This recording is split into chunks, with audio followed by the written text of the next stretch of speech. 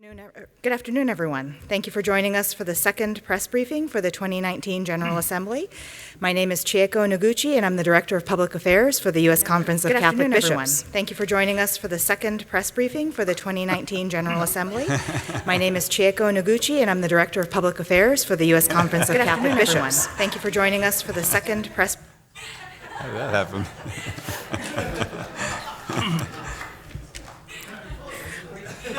Did someone say, could you repeat that? Or Joining me is Bishop Michael Burbidge of the Diocese of Arlington, who serves as chairman of the USCCB's Committee on Communications, and he'll be introducing our panelists today. Your Excellency? Thank you. Thank you. Welcome, everyone. Thank you. We had, as you know, a very engaging afternoon on pastoral situations, both from the presentation this morning and this afternoon. And so those who made the presentations are part of our panel today and available for your questions.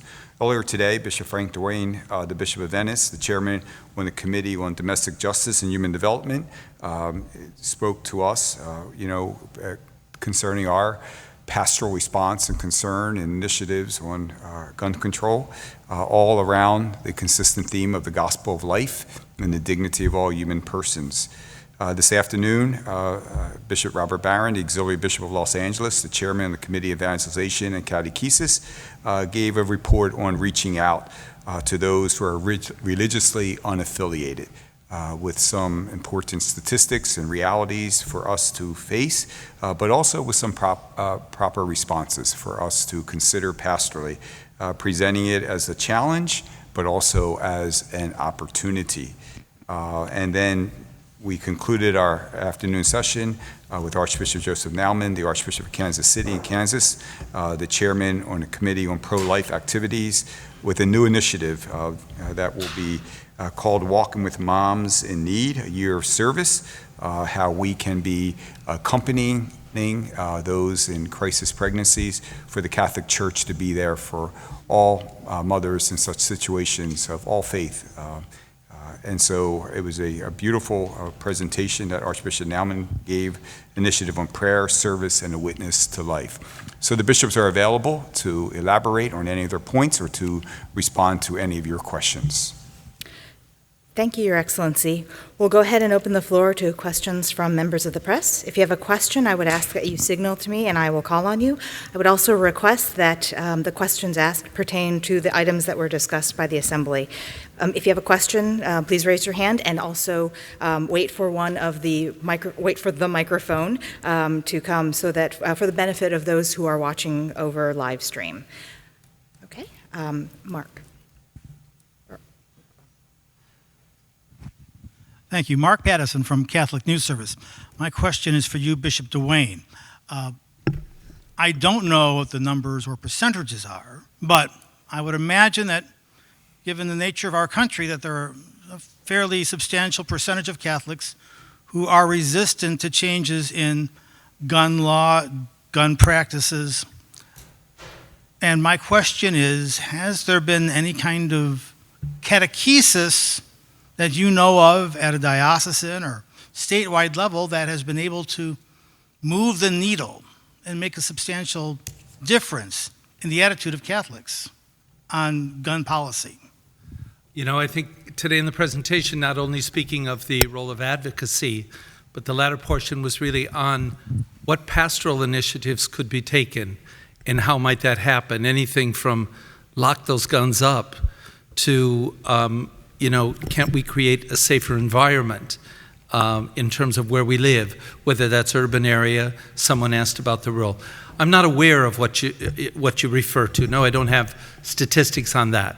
But it was to identify some ways that all of us can proceed in a pastoral way to begin put that into place, whether that's through state conferences, where there might be some legislation to make it safer, or simply through our parishes, through our schools, universities, whatever it might be, to begin to teach more on how to respond to that curse we have of the use of guns in our society today. So, no, I don't think I have our hard evidence. I think it hasn't just started, but certainly the recent onslaught that we've seen, okay, it's time to respond, and now hopefully we put that into place. You're welcome. JD?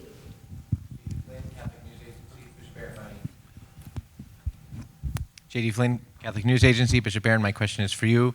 I live tweeted your presentation because I wanted to gauge, well, I wanted to do it, but I also wanted to gauge what young people would say to it who are on social media. And the number one response that I heard, and with varying degrees of charity, had to do with liturgy, and Archbishop Sample's comment especially that we need to rethink what young people think about liturgy, and I had a great many people talking about the extraordinary form and just liturgical reform in general. Maybe you could talk about the role that liturgical reform from the perspective of the reform plays in the kind of evangelization you're talking about, and maybe the extraordinary form and things like that too. Yeah, I mean, that wouldn't be central to my own thinking. I think bringing beauty to the fore is important, and I think one of the ways you do that is liturgically. I think the Novus Ordo Mass can be done very beautifully indeed, and so I mean, I wouldn't see it as that's a call to the extraordinary form. I think that can be done beautifully too. I have nothing against it particularly, but that wouldn't be a main concern of mine, but rather bringing beauty in its various expressions to the fore, including liturgical. But I have zero hesitation in saying the Novus Ordo Mass can be done very beautifully indeed, and so I would put a stress there. Heidi? Heidi Schlum from the National Catholic Reporter. My question is also for you, Bishop Barron, and I appreciated your 5-point plan with focusing, you said, first on the importance of justice and leading with that. So I was wondering if you could give some examples from your own experience or from Word on Fire on how you try to emphasize justice. Well, we've done it a lot with our videos, certainly talking about the Church's tradition around justice. Dorothy Day's been a hero of mine for a long time. Merton's been a hero of mine. And we've done a lot of videos talking about them. In the Catholicism series, we've got a stress on a number of these figures. I mean, so from a sort of catechetical standpoint, I've tried to bring forward the great figures of the social justice tradition. For years at Mundelein Seminary, I taught a course in the Church's social teaching tradition, so it's something kind of close to my heart. So I guess in all those ways, but I've always felt we should catechize with justice very much in the forefront. Carol?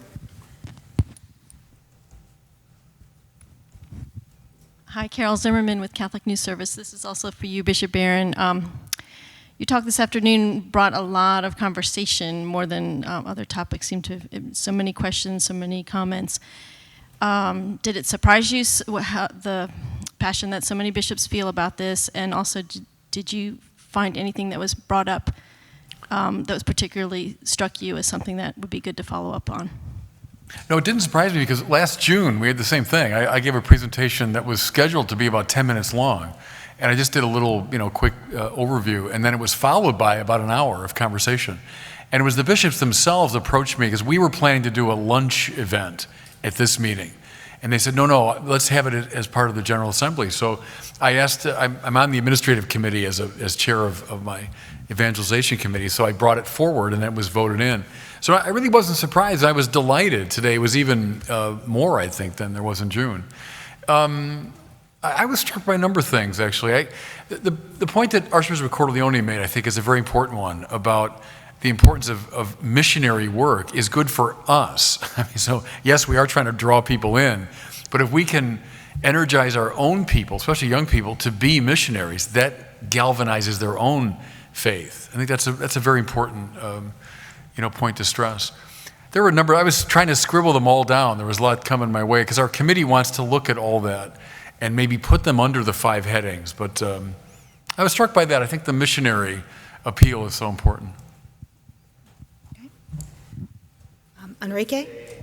Enrique Soros with Latin American Bishops' Council and Schoenstatt Communicators.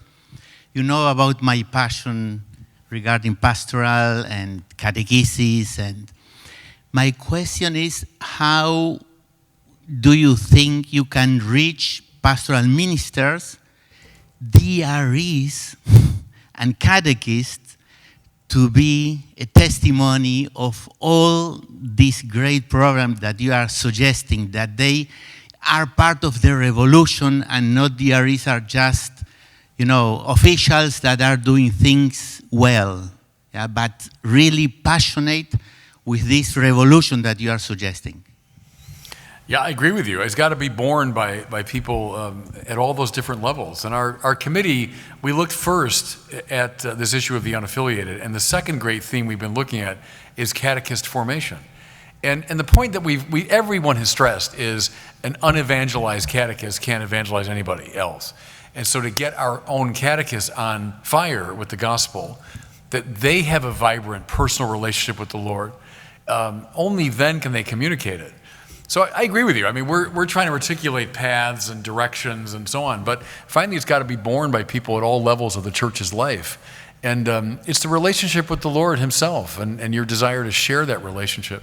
But yeah, it's got to become integrated in the whole life of the church. I quite agree with that.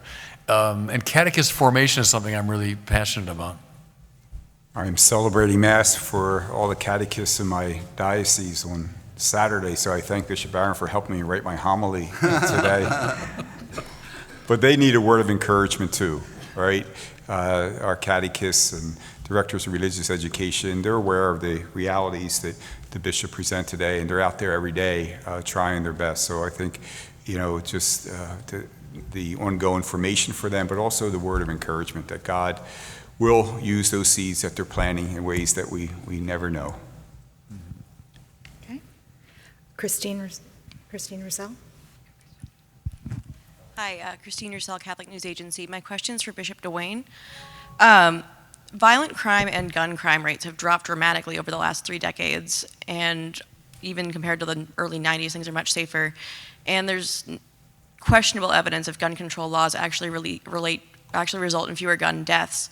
So how can society overall change, not necessarily just laws, but to prevent basically more gun crime and suicides?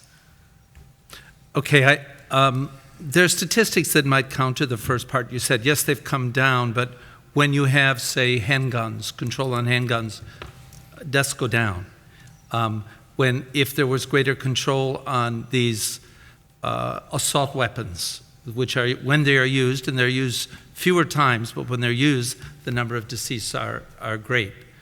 However, the second part of your question there, I think we just have to continue to speak out on the issues of life and stand for life. I mean, we believe that, the respect for individuals, to teach dialogue, to teach empathy, so that we begin to see somebody and reach out to help someone. We heard of the mental illness, its impact, but just to reach out when someone is acting very erratic and notify someone, do something about it. So we begin to cut down on that. You don't have that, that violent reaction, someone going out there. Why the violence, you quote statistics that it's down, that may be true, but if we look back at the last couple months, we might be surprised, it didn't seem down to anybody. It seemed very serious. We have time for one more question. I believe Father Reese. Tom Reese from Religion News Service. Question for Bishop Barron. As you know, before there was a catechism, before there was a printing press, before there was general literacy, people were catechized by the bishop. He would call the people to the cathedral every day during Lent, and he would explain to them the scripture readings that were used during Lent. That was the original catechism of the Catholic Church. I didn't hear much about the Bible in terms of catechesis, and I'm wondering about that, especially since we know that half of the people who leave the church, according to the Pew study, become Protestants. And one of the main reasons they give is because they learned about the Bible from the Protestants. They didn't learn about it from us, despite the fact that we have the best scripture scholars in the world. So when I hear this talk about catechesis, does that mean the catechism of the Catholic Church watered down for everyday people, or is there a new way of catechizing people that is going to communicate to people in the 21st century? Yeah, it's a remark that suggests a lot of things in my mind. I mean, one is I've always loved the image of Augustine sitting down with the Bible on his lap, teaching his own priests. And I've talked a lot about that in my region even, with the priests that work with me. And I think we've had days of prayer with that focus, where I'm there as the bishop teaching from the scripture. My talk today was mostly about evangelization, which is a different thing than catechesis. And I'm especially talking about evangelizing the unaffiliated. So for a lot of them, you're a long way from the Bible. The Bible is a book of old myths, and it's tired old Bronze Age mythology. So you often can't begin with the Bible, it seems to me. Now, all 5 of those paths, maybe not the new media, but the other ones are all inspired by the Bible, certainly. They're coming up out of the soul of theology, I would say. But I tend, not to begin with the Bible with those who are really unaffiliated. Now, having drawn them in, yes, indeed. I mean, I'm a great advocate of the biblical renewal called for by Vatican II, I think still largely unrealized. One of the 4 or 5 major unrealized ideals of Vatican II is that. So I'm with you completely. And if we're talking about catechesis and the renewal of catechesis, yep, I want the Bible absolutely central to that. But getting the unaffiliated can be a trickier business, I think, and we have to use maybe more indirect methods. Okay, I'm going to take one more question. Greg? This is for Archbishop Naumann. This movement that you're suggesting for the coming year for moms, and I'm just wondering if when you were listening to Bishop Barron, if you saw perhaps a convergence here where this notion of social justice and pro-life can come together in something like this. Often social justice is pitted sometimes in people's minds against pro-life against social justice. This seems like a great convergence, but I was just wondering if you or your committee have been thinking through that as this initiative as being a social justice initiative. Yes, thanks. You're absolutely right. There's a great synergy, I think, between the presentations today, particularly on Bishop Barron's emphasis on engaging people in social justice and our principle on the dignity of the human person and the sacredness of life is part of it's a foundational principle of our social justice. So, and engaging people, I think, in ways that they can really walk alongside of mothers with difficult pregnancies. We're going to, I know we're at the end of our time, but I will be available tomorrow. Kat is here, and if anybody's interested, we will have some of the care providers that are directly working in this area, as well as some of the individuals that have been assisted. So it may be more interesting than just talking to me or interviewing me, but if you want more on this project, we'll be able to do it then. Thanks for the question. Well, thank you, Your Excellencies, for your time this afternoon. This concludes the press briefings for today, Monday, November 11th. We will have our next briefing after the conclusion of the morning session tomorrow. Thank you and have a good evening. Thanks, Bob. Thank you. It was good.